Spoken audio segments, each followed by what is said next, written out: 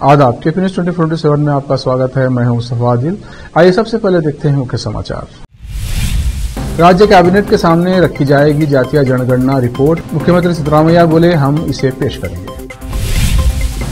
यौन शोषण मामले में सूरज रेवन्ना की जमानत याचिका खारिज, जेडीएस कार्यकर्ता के उत्पीड़न का आरोप। कर्नाटक के 187 करोड़ के अवैध पैसे ट्रांसफर केस में ईडी की छापेमारी। पूर्व मंत्री कांग्रेस विधायक बसनगौड़ा दद्दाल के ठिकानों पर छापे। Mumbai hit and run case, Congress Uddhav Shiv Sena ने शिंदे सरकार को घेरा, आरोपी को बचाने केस को दबाने का लगाया आरोप। सुप्रीम कोर्ट ने मुस्लिम महिलाओं को भी दिया गुजारे भत्ते का हक, कहा धर्म रुकावट नहीं। उत्तर प्रदेश के उन्नाव में भीषण सड़क हादसा, डबल डेकर बस कंटेनर से टकराई, 18 लोगों की हुई मौत।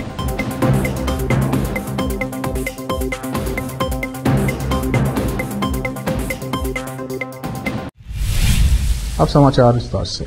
कर्नाटक के मुख्यमंत्री सिद्धरामैया ने जातीय जनगणना को लेकर प्रतिक्रिया दी है। उन्होंने कहा कि जातीय जनगणना रिपोर्ट राज्य कैबिनेट के सामने रखी जाएगी। इस साल फरवरी में सामाजिक, आर्थिक और शिक्षा सर्वेक्षण रिपोर्ट राज्य सरकार को सौंप दिया गया था, लेकिन लोकसभा चुनाव को देखते हुए इस पर रोक लगा दी गई थी। मुख्यमंत्री सिद्धरामैया ने कहा, मैंने अभी तक रिपोर्ट नहीं देखी, इसे कैबिनेट के समक्ष रखना होगा, जो हम रखेंगे। रिपोर्ट सौंपे जाने से पहले कई समुदाय के नेताओं ने दावा किया था कि ये सर्वेक्षण घर घर जाकर नहीं किया गया। उन्होंने इस सर्वेक्षण को गलत बताया था।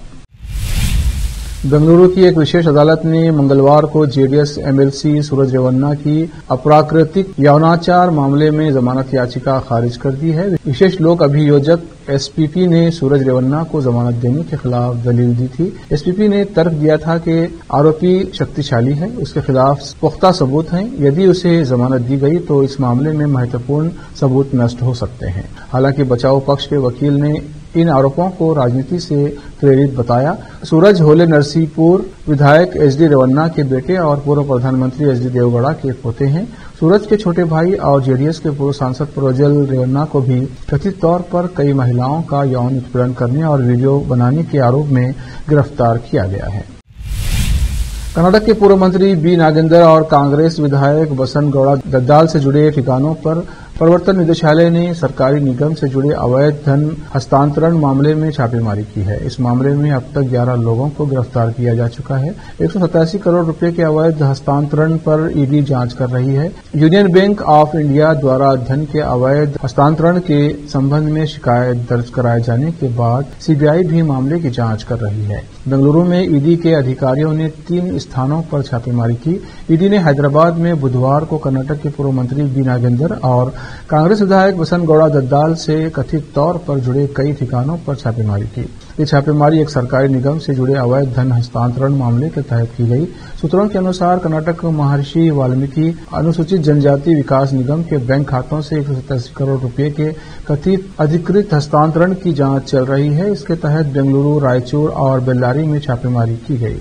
वहीं कुछ आईटी कंपनियों और हैदराबाद स्थित एक सहकारी बैंक के विभिन्न खातों में अवैध रूप से जमा 88.62 करोड़ रुपए शामिल हैं। कांग्रेस विधायक निगम के अध्यक्ष हैं। नागेंद्र ने 6 जून को अनुसूचित जनजाति कल्याण मंत्री के पद से इस्तीफा दे दिया था। महाराष्ट्र में पुणे के वर्ली में हिट एंड रन मामले में कांग्रेस नेता विजय वडेट्टीवार ने मुख्यमंत्री एकनाथ शिंदे की सरकार को घेरा। उन्होंने राज्य सरकार और पुलिस पर इस मामले को दबाने की कोशिश करने का आरोप लगाया। कांग्रेस नेता के अलावा शिवसेना यूबीटी नेता संजय राउत ने भी इस मामले में अपनी प्रतिक्रिया दी।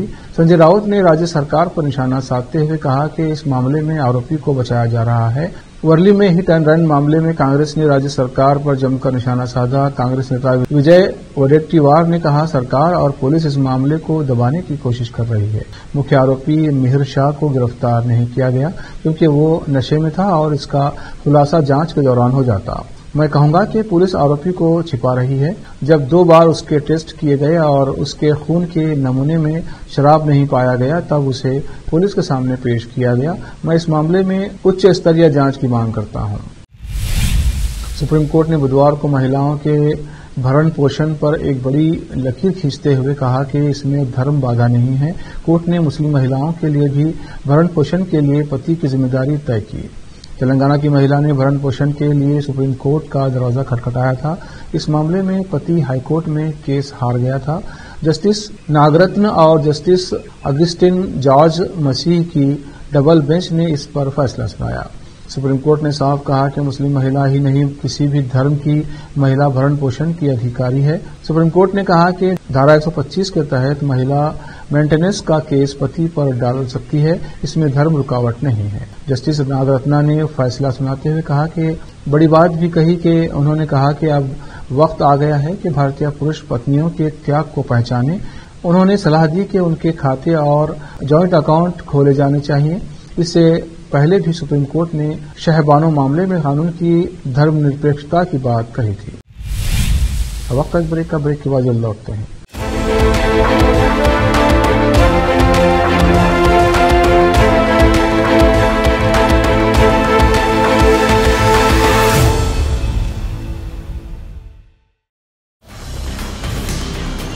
हिंदुस्तान के हर कोने में हम हैं मौजूद। 24 घंटे हालात पर गहरी नजर, खबरों से जुड़े चुपते सवालात और आपको दिखाता है धार्मिक, सामाजिक, राजनीतिक, लोकल और इंटरनेशनल न्यूज की सबसे बेहतर कवरेज जो आपको रखती है हर पल बाखबर। देश और दुनिया भर की खबर के लिए देखते रहें केपी न्यूज 24/7। ब्रेक के बाद फिर एक बार आपका स्वागत है। देखते हैं आगे के समाचार। उत्तराखंड में भारी बरसात का ये आलम है कि पानी लोगों के घरों तक घुस चुका है।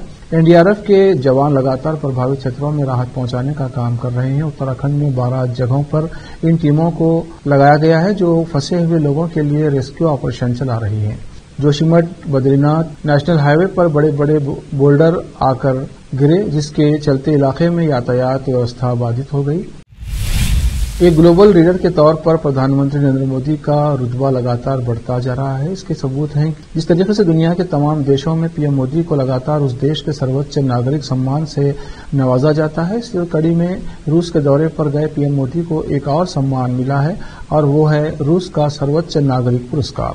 रूसी राष्ट्रपति व्लादिमीर पुतिन ने पीएम नरेंद्र मोदी को रूस के सर्वोच्च नागरिक सम्मान Order of Saint Andrew the Apostle से सम्मानित किया। बता दें कि इस सम्मान की घोषणा 2019 में की गई थी। पीएम मोदी का ये ग्लोबल लीडर के तौर पर ओहदा लगातार बढ़ता जा रहा है। विदेशी धरती पर उन्हें कई देशों ने अपने सर्वोच्च नागरिक पुरस्कार से नवाजा है। बीते 10 सालों में लगभग 16 देशों ने प्रधानमंत्री नरेंद्र मोदी को सर्वोच्च नागरिक सम्मान दिया है। इसमें कई मुस्लिम देश भी शामिल हैं। उत्तर प्रदेश के उन्नाव में बुधवार की सुबह बड़ा दर्दनाक सड़क हादसा हुआ है। इस हादसे में कुल 18 यात्रियों की मौत हो गई है। इसमें 14 पुरुष, 3 महिलाएं और एक बच्चा शामिल है। ये हादसा डबल डेकर बस के दूध के कंटेनर में पीछे से घुसने के कारण हुआ है। लखनऊ आगरा एक्सप्रेसवे पर दूध के कंटेनर में तेज रफ्तार बस पीछे से घुस गई, जिसके बाद ये हादसा हुआ। जानकारी के अनुसार इस हादसे में 30 से ज्यादा लोग घायल हैं। घटना की सूचना पर थाना बेहटा मुजावर पुलिस ने तत्काल मौके पर पहुंचकर सभी घायलों को बाहर निकालकर उपचार के लिए सीएचसी बंगरमऊ में भर्ती करवाया है। साथ ही शवों को कब्जे में लेकर आवश्यक कार्रवाई की जा रही है। मौके पर उन्नाव के पुलिस अधीक्षक, क्षेत्राधिकारी बंगरमऊ एवं अन्य थानों का पुलिस बल मौजूद है। उत्तर प्रदेश के मुख्यमंत्री योगी आदित्यनाथ ने इस हादसे पर संज्ञान लिया है। साथ ही उन्होंने मृतकों के शोक संतप्त परिजनों के प्रति संवेदना व्यक्त की है। उन्होंने उच्च अधिकारियों को घटनास्थल पर पहुंचने के निर्देश भी जारी किए हैं। सीएम योगी ने घायलों को तत्काल अस्पताल पहुंचाकर जिला प्रशासन के अधिकारियों को उनके समुचित उपचार के निर्देश दिए हैं। इसके साथ ही घायलों के शीघ्र स्वस्थ होने की भी कामना की है। प्रधानमंत्री नरेंद्र मोदी ने भी उन्नाव की इस घटना पर शोक व्यक्त किया है। पीएमओ की ओर से शेयर की गई पोस्ट में उन्होंने लिखा, उत्तर प्रदेश के उन्नाव में हुई सड़क दुर्घटना अत्यंत पीड़ादायक है। इसमें जिन लोगों ने अपनों को खोया है उनके प्रति मेरी संवेदनाएं। ईश्वर उन्हें इस कठिन समय में संबल प्रदान करे। इसके साथ ही मैं घायलों के जल्द स्वस्थ होने की कामना करता हूं। पीएम मोदी ने उन्नाव दुर्घटना में मारे गए प्रत्येक व्यक्ति के परिजनों को प्रधानमंत्री राष्ट्रीय राहत कोष से 2 लाख रुपए की अनुग्रह राशि देने की घोषणा की है। साथ ही घायलों को 50,000 रुपए दिए जाएंगे। वक्त है और ब्रेक का, ब्रेक के बाद जल्द लौटते हैं।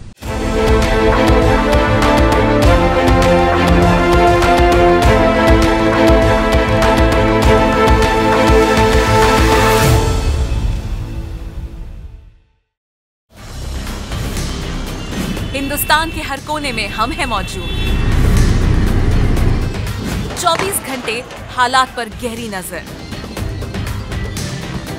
खबरों से जुड़े चुपते सवालात,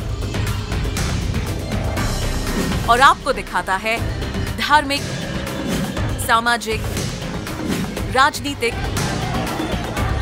लोकल और इंटरनेशनल न्यूज की सबसे बेहतर कवरेज, जो आपको रखती है हर पल बाखबर। देश और दुनिया भर की खबर के लिए देखते रहें केपी न्यूज 24/7। ब्रेक के बाद फिर आपका स्वागत है। देखते हैं आगे के समाचार। रिलायंस इंडस्ट्रीज के चेयरमैन मुकेश अंबानी के बेटे अनंत अंबानी और राधिका मर्चेंट की शादी 12 जुलाई को मुंबई में होनी है। शादी की रस्में शुरू हो चुकी हैं। आज मथुरा के बांके बिहारी मंदिर में अनंत अंबानी की शादी का कार्ड पहुंचा। मंदिर के पुजारी ने भगवान बांके बिहारी को शादी का कार्ड अर्पित किया। मुंबई के शिवाजी पार्क इलाके में एक मराठी फिल्म निर्माता, निर्देशक और अभिनेता ने पेड़ पर चढ़कर विरोध प्रदर्शन किया है। निर्देशक की मांग है कि फिल्म में पशु कल्याण बोर्ड एनओसी के नाम पर पैसा न लें। उनका कहना है कि इससे फिल्म की रिलीज में बाधा आ रही है। उन्होंने कहा कि एनओसी के नाम पर 30-30 हजार रुपये की मांग नहीं की जानी चाहिए। शिवाजी पार्क में एक पेड़ पर चढ़कर मीडिया के सामने ये मांग रखी है। इस फिल्म के निर्देशक का नाम प्रवीण कुमार मोहारे है। दमकल कर्मी उसे पेड़ से नीचे उतारने की जी तोड़ कोशिश कर रहे हैं, लेकिन उन्होंने कहा कि वो अपनी मांग रखे बिना नीचे नहीं उतरेंगे। निर्देशक ने कहा कि मैं प्रवीण कुमार मोहारे मराठी फिल्म निर्माता, निर्देशक और अभिनेता हूं। मैंने हाल ही में शीर्ष परमाचा नाम से एक फिल्म बनाई है, लेकिन फिर भी अगर फिल्म में मुर्गी दिखाई गई है तो इसके लिए 30,000 रुपये देकर पास हो जाएंगे। अगर बैलगाड़ी दिखाई गई है तो 30,000, अगर गाय को घास चरते हुए दिखाया गया है तो 30,000 रुपये की मांग की जाती है। वहीं सेंसर बोर्ड का कहना है कि ये एनिमल वेलफेयर बोर्ड का नियम है। आखिर में फिर एक बार देखते हैं उनके समाचार। राज्य कैबिनेट के सामने रखी जाएगी जातीय जनगणना रिपोर्ट। मुख्यमंत्री सिद्धरामैया बोले, हम इसे पेश करेंगे। यौन शोषण मामले में सूरज रेवन्ना की जमानत याचिका खारिज, जेडीएस कार्यकर्ता के उत्पीड़न का आरोप। कर्नाटक के 187 करोड़ के अवैध पैसे ट्रांसफर केस में ईडी की छापेमारी। पूर्व मंत्री कांग्रेस विधायक बसनगौड़ा दद्दाल के ठिकानों पर छापे। Mumbai hit and run case, Congress Uddhav Shiv Sena ने शिंदे सरकार को घेरा। आरोपी को बचाने केस को दबाने का लगाया आरोप। सुप्रीम कोर्ट ने मुस्लिम महिलाओं को भी दिया गुजारे भत्ते का हक, कहा धर्म रुकावट नहीं।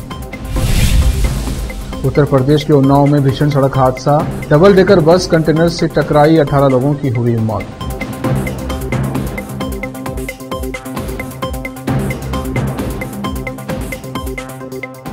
केपी न्यूज में इतना ही। देश प्रदेश के समाचारों के लिए देखते रहिए केपी न्यूज 24/7।